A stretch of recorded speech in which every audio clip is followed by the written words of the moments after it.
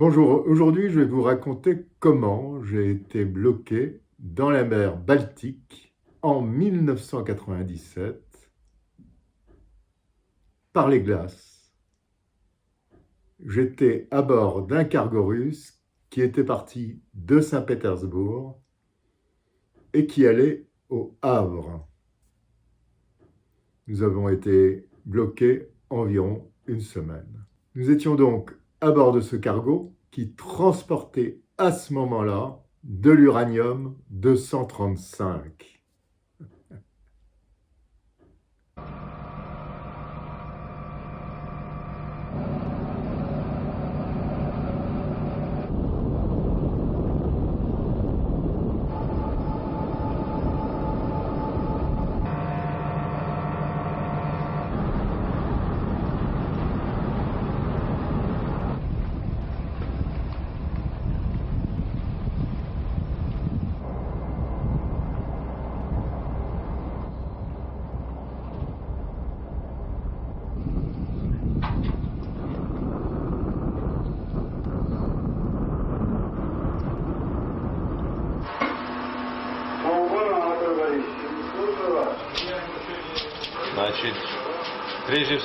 Avant tout, je veux dire que les bateaux de la compagnie et leur équipage sont équipés spécialement pour passer à travers les glaces.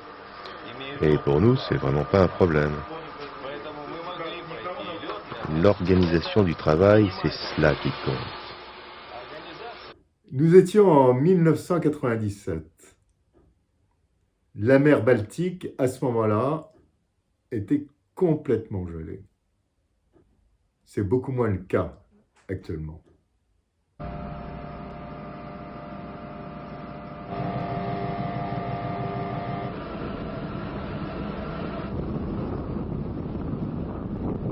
Vous allez voir que tout l'équipage est plutôt en faveur de l'ex-URSS. C'est très simple, voyez-vous. Il y a quelques années de cela, nous n'avions qu'une seule flotte unie, la flotte de la grande URSS, une et indivisible. Personnellement, je ne suis pas réjoui par la chute de l'URSS. Autrefois, la vie était plus intéressante, plus calme, plus libre. Aujourd'hui, la mafia n'a peur de personne, car tout peut être réglé et arrangé avec de l'argent. Aujourd'hui, celui qui a le plus d'argent a raison. Oui, moi aussi j'ai le sentiment que le peuple est de plus en plus pauvre et que ce sont les structures mafieuses qui sont au pouvoir. Autrefois, nous étions plus unis. Il est vrai que la discipline était plus dure. Mais, quoi qu'il en soit, cette solidarité était bien réelle. Désormais, les gens sont plus libres, c'est indiscutable. Le revers de la médaille, c'est l'individualisme. Les marins soviétiques étaient des privilégiés car fréquemment en contact avec l'Occident et les pays frères. Ils se devaient d'être des hommes politiquement sûrs. Ils étaient encadrés par le représentant du parti et par un commissaire politique qui réglait la vie de l'équipage. Il leur faisait parvenir des nouvelles de la mère patrie et connaître les dernières décisions du parti.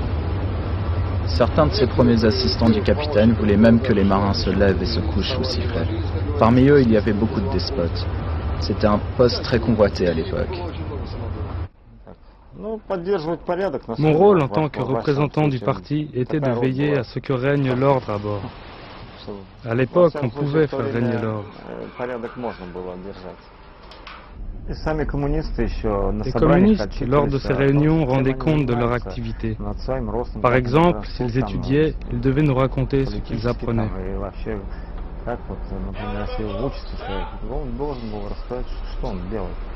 Avant de commencer son discours, le communiste se levait et disait « Voilà, camarades communistes, j'ai commis une erreur d'appréciation. » Ou bien il disait « J'ai eu tort de me comporter ainsi. »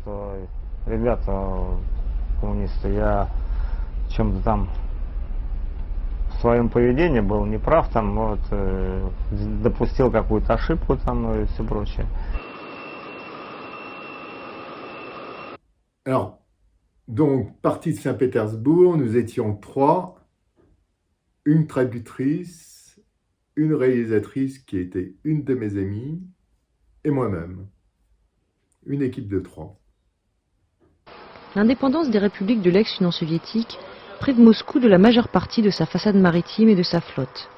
Sur les 1500 navires appartenant à l'Union soviétique en 1991, la Russie n'en a récupéré que 735. Et elle ne dispose plus que de 19 ports sur les 37 que comptait l'ancienne URSS. Le démantèlement de l'URSS est complètement aberrant. Les Baltes, par exemple, ont fait sécession très rapidement. Pourquoi pas? Mais il aurait fallu le faire de manière rationnelle.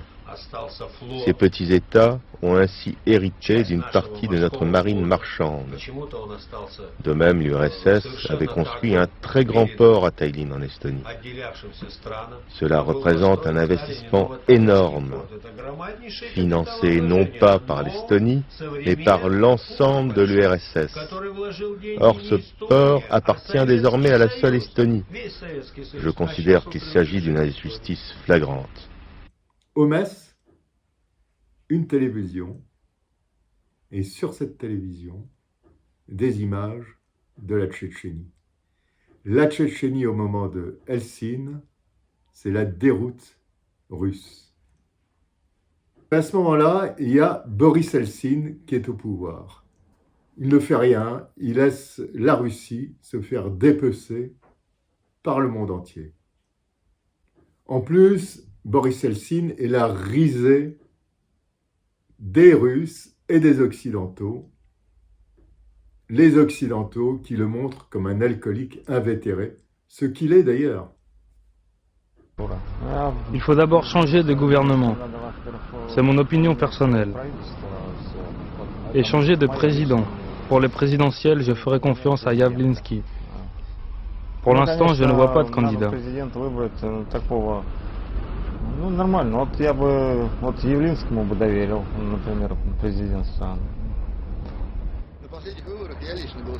Personnellement, je votais pour les communistes. Je pense que les communistes actuels sont très différents de ceux qui gouvernaient avant. Si l'on ne tient pas compte des communistes du courant stalinien, peu nombreux, qui ont vécu à cette époque-là, et qui rêvent d'un retour à cet état des choses, qui en rêvent jour et nuit.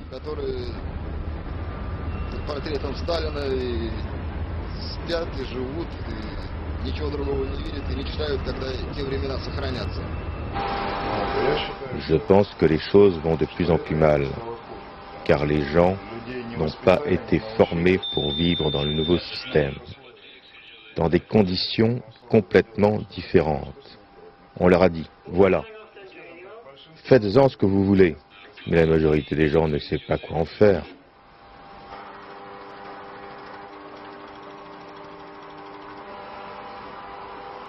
Мы находимся на второй позиции по привилегированности заводки Форд, скажем.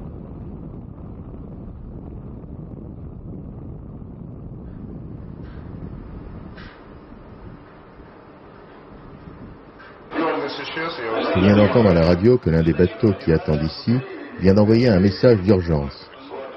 En effet, ils n'ont presque plus d'eau ni nourriture. Et bientôt, ils seront sans carburant. Conformément aux règles internationales, on se doit de lui apporter de l'aide.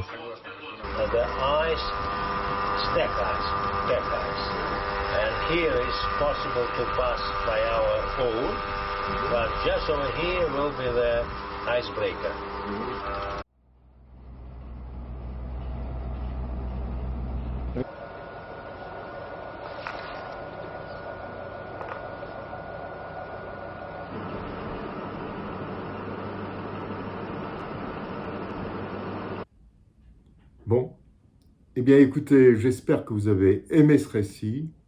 À très bientôt sur ma chaîne. Et n'oubliez pas le pouce et abonnez-vous. Allez, au revoir.